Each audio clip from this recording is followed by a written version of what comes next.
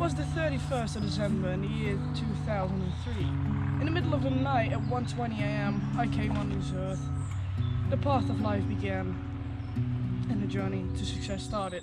My name is Kriz, and this is me. So, this is little me.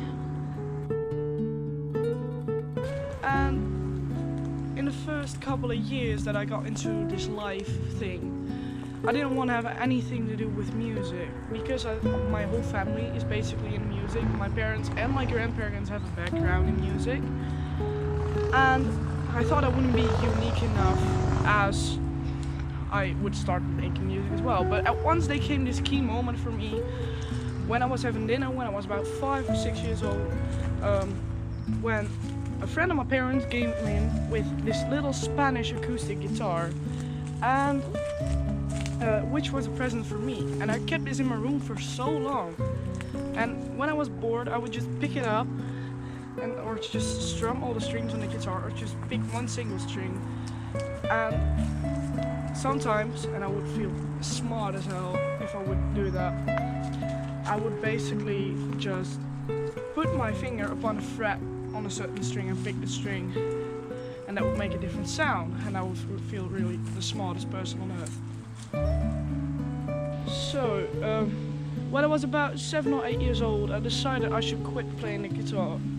So, me and my Spanish friend said goodbye, and I started to play at a fanfare. I played the trumpet there, and although I didn't really get far in playing the trumpet in the parade, I did walk with the flag, and I don't get at this point why I enjoyed that. And I call this period my musical identity crisis because it's the period which I definitely don't get in my life, because how the hell did I enjoy that?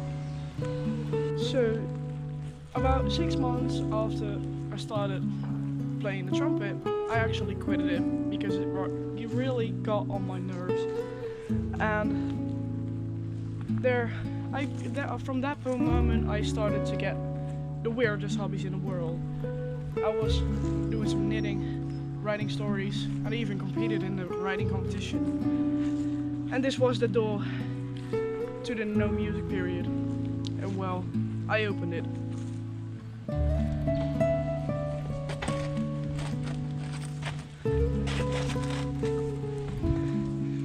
So, in this period where I had the silliest hobbies in the world, I also met the person who inspired me to get back into music again. His name is Kriz. He's a blues rock guitarist from the UK, and he's just the most awesome person in the world. Yeah, I met him because of the fact that my parents chose to drive a friend of ours who's a singer to the place where she had to perform, and she had to perform with Chrissy. And that's the point where I met Chrissy, and it was such a great day because the cafe was like literally not bigger than a regular living room, and there were too many people in there, but the atmosphere was amazing. And I just felt so weird. Remember, I felt really weird. And when we were on the way home, I was literally crying in complete silence, and I literally had no clue why I was crying. So, and that's the point where I became a fangirl. And not just a little bit of a fangirl, but an extreme one.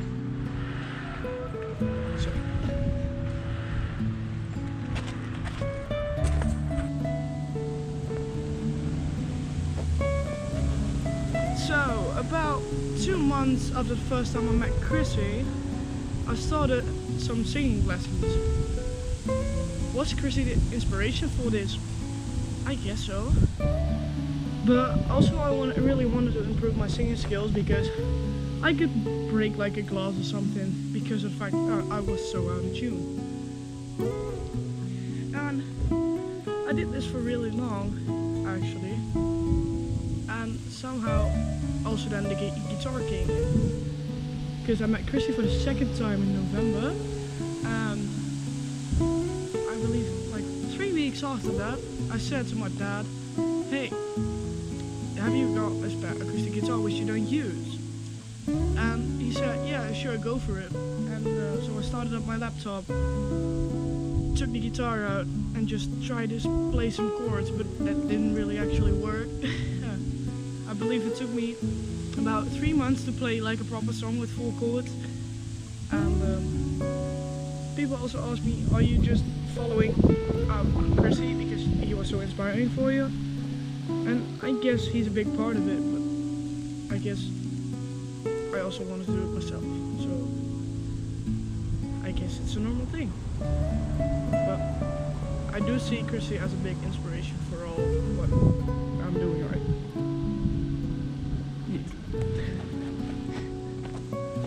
Yeah. Okay, so as we speak now, we are in 2017. I was playing acoustic guitar for almost 1.5 years, and that's the point when my dad took out a bass guitar. And when he plugged it in and he started playing, I was almost like some sort of put under a spell or something. It was just one magical moment. And then I decided I should play it myself. So I've been playing that for the full night, playing the same riff of Seven Nations Army, and I think my mom and dad went completely crazy because I was playing the same riff all the time, and well, I really love to play the bass. So that's the actual moment which was for me to start playing bass. And so I did, and which means a new chapter has opened.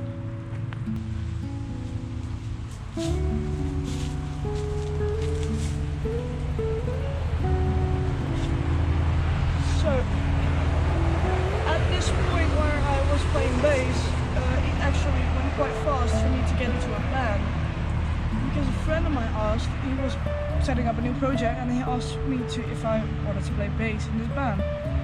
But if I look back on this now, it was one big ass joke, because we had a drummer who had never actually played the drums before.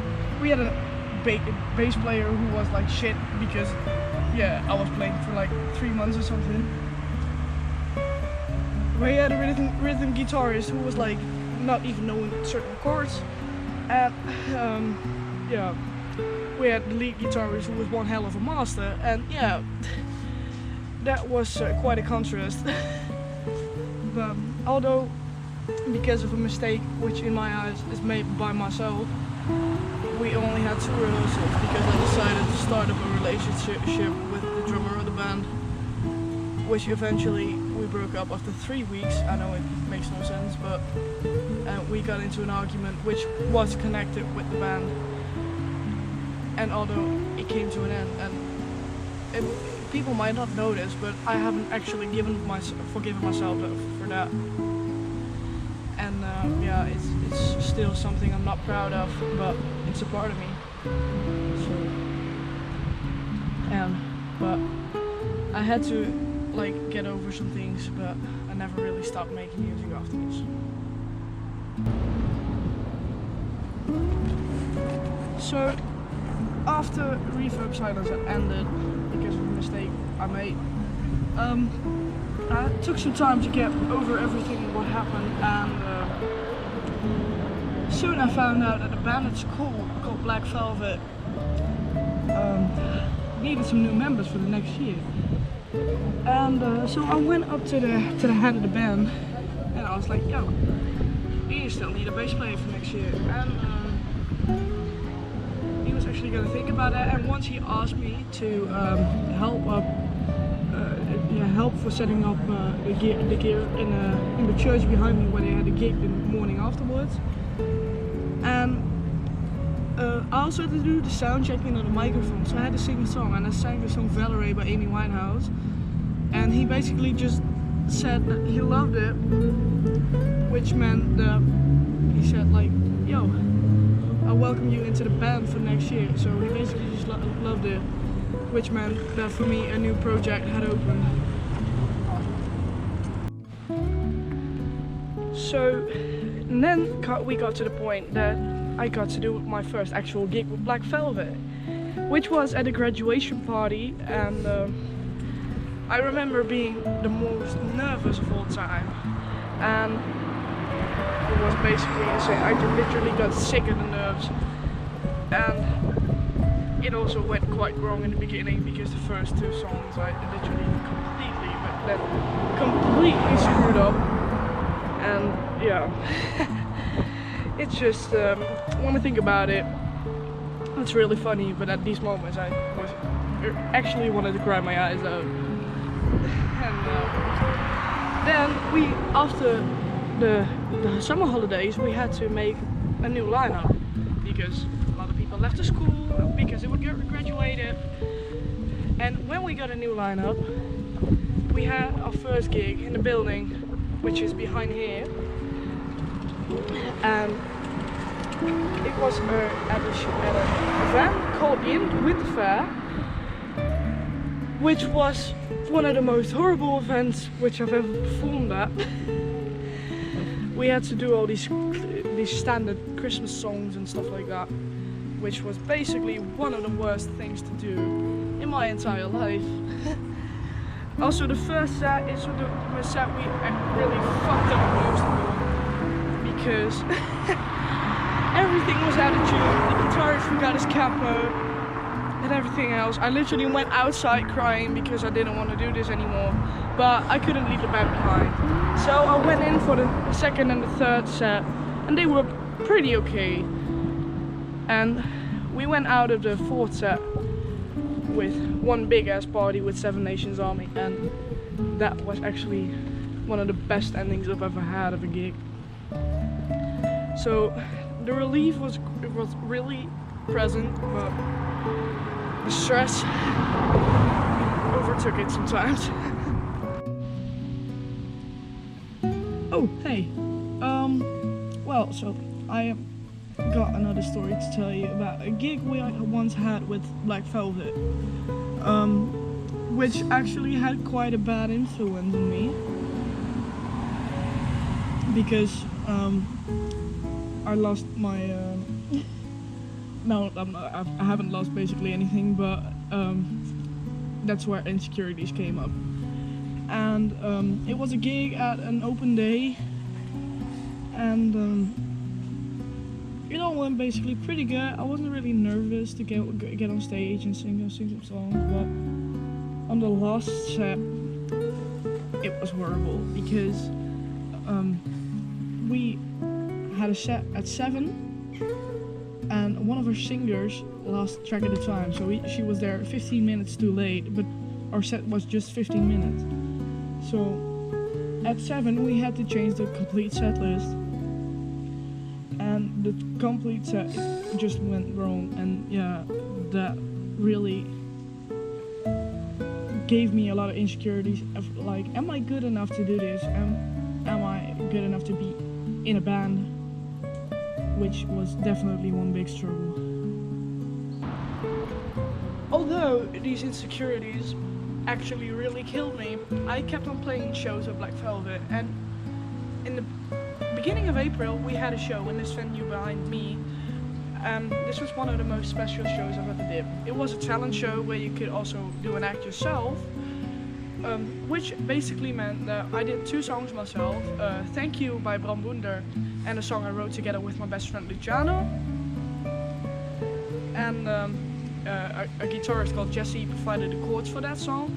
And yeah, this was just a really great night where I also played some couple of songs with the band, and it was a really good night, but also a really emotional one because in fact every song has a big meaning behind it. But enough said outside here, let's go inside.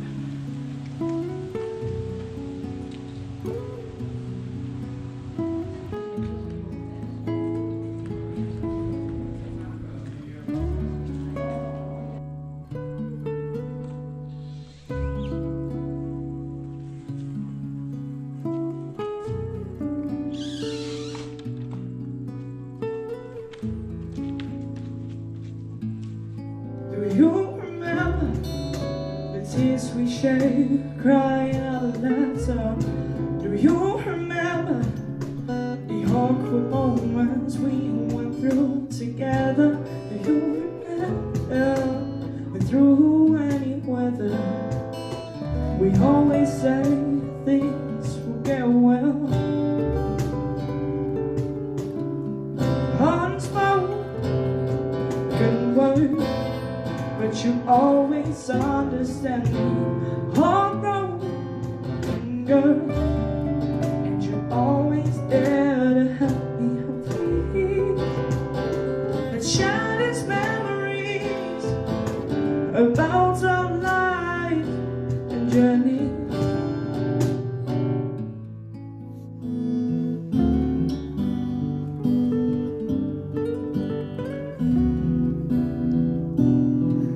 And I told you I would go, so I'm calling now. I say you're always there. I hope you hear me now. When I lost myself, you're the one I found. Fed up with life, not feeling right. So, it all happened around here. Like, in front of me there was this wall of chairs which went up to the ceiling where all the people could sit, and it was just one of the best gigs I've ever had, to be honest. And first of all, I played my first ever solo song, Thank You by Bob Wunder. And it was for the first time that it was just me and my guitar against the rest of the world. And that was actually a moment where I didn't actually disappoint myself. I was actually really proud of myself because in my eyes it went pretty well. And because I really thought I would like screw it all up and forget my lyrics and forget my chords or something else. But I got to the end of the song, so I was actually pretty proud of myself. And the interaction you had with the audience was definitely one of the best I've ever had, because if you would try to get an emotion out of your song, you would feel it coming back from the audience, and that's really great. But thank you, it was really one of the most fun songs I played that night. And after that I played Voicemail. Voicemail is a song that I wrote together with my best friend Luciano, and it's about some things me and Luciano as two friends went through. And the song means quite a lot to me, and although he wasn't there, it felt like he was just putting an arm around me and saying, hey, it's gonna be okay. But when I played the song, it wasn't really easy at all, because the pain of him not being there was really hard. But also to think about what we all went through is pretty heavy. But the guitarist Jesse really supported me well, and I got to the end of the song, and I was really happy with how I could perform this song. And it was really a night to remember, because I did my first ever solo. I performed for my first time with one of my own songs, which I've never done before. Yeah, that was actually really good. And I also remember at the end of the night, I remember that the host of the show came up to me and said, well, girl, you're really good at getting a certain kind of energy into the audience, and if you're doing that, you're literally masterful. And yeah, I was flattered when he said that. That was definitely one of the biggest compliments I've ever had in my entire life. So this is a really good night to remember well.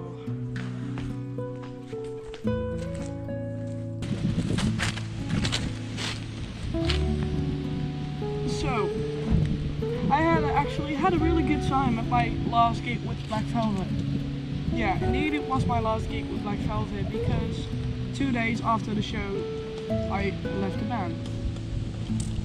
We got into an argument again and again and again, so many times, and my insecurities came up way too much.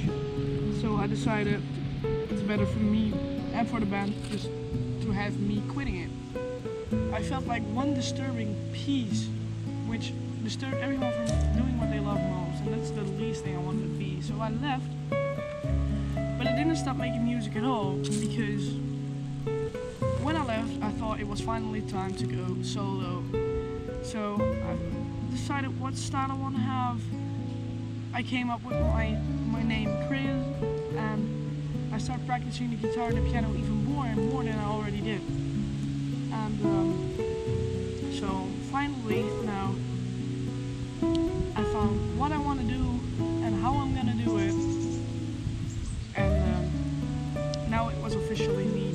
against the rest of the world.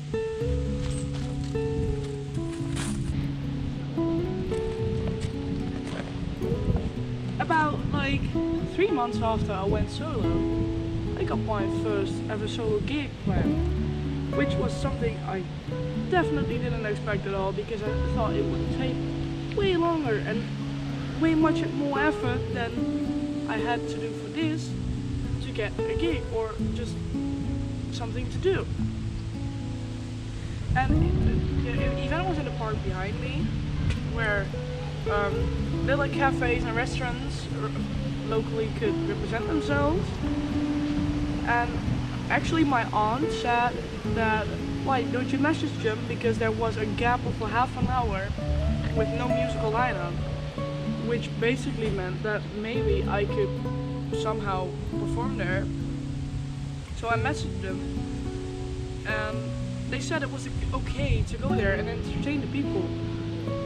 And first of all, I didn't actually believe it, so I messaged them like, really, is this real? What the hell is going on here? But I took so long to prepare this because I only had a week to prepare, but it was also my test week. So I got a lot of time to practice, and when I came home from school, it was most of the time me practicing for 4 hours, 2 hours studying, and then going to sleep again. So yeah, I had quite a busy week that week, and I also had a really hard time making the set list, because choosing songs you want to play for people for the first time is pretty hard, because you don't know what you're capable of and how you can do it. But I was actually wanting to make anything perfect, but of course I can't, because it's not in the possibility to make everything perfect when you're doing the first gig. But I went to the hairdresser to get my hair done on the same day. I played my set through so many times I can't count them anymore. But when I got there, I had to do everything acoustic, so there were no amps, no microphones, but I didn't hear myself play then at that moment, which really panicked me out. And somehow I managed to get through it, and I really enjoyed it, but sometimes there need to be things done differently. So I'm definitely not done with anything I want to do. I've got so many plans and so many things I still want to do, so many goals I've got to set. I'm really excited for what the future brings. Cheers up to the future.